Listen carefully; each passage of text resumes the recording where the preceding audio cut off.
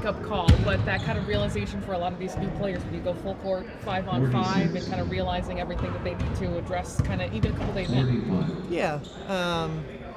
Probably not fair what we do then. We kind of give them a false sense of confidence through the first couple days. There's drill work and then there's playing. And so that was our first taste of playing. And, it was very illuminating, I think, for most of the players that were out there. That, it just got real, let's say. And so, yeah, I mean, that's what we always say. We don't evaluate based on drills or, not that we haven't gone full court, we have, but, like truly a game situation, officials and that sort of thing. That's a whole different ballgame.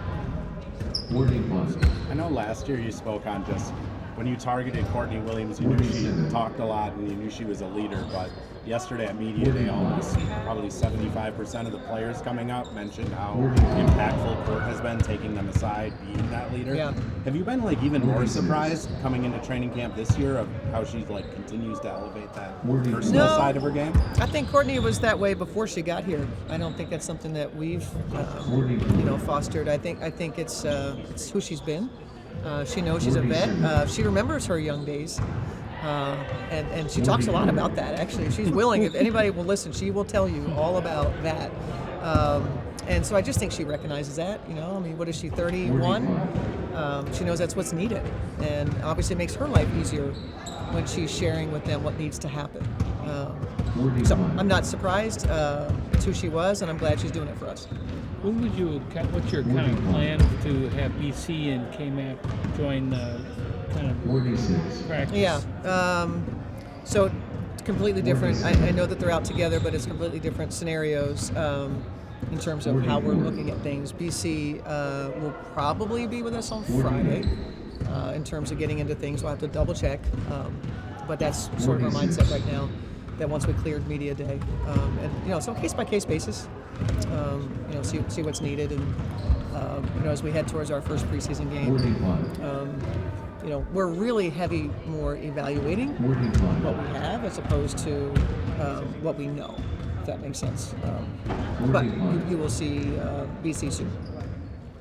Is KMAC still a rest situation? Yeah, we're. So no alarm bells. So no. I'm not alarmed. Are you? Are you alarmed because we're resting? 42. She's my oldest player. I'm just trying to think if I should be alarmed. 46. No, I'm not alarmed. Okay, good. Well, let me know because I'll start to get alarmed too. 46. I think on day 2 you mentioned a big part of training camp is addressing little things that pop up. Day 1 fixing them, day 2 to day 3.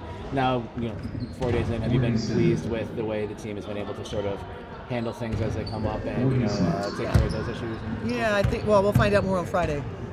This was a really good day, of reality, and then which ones take today and can understand how to sort of respond on Friday. Anything new that we throw at them, it's the next, those first 3 or 4 days, it's always so interesting that the next set of days are the ones that it really starts to happen, because you see the ones that are really starting to get it and can perform and not survive.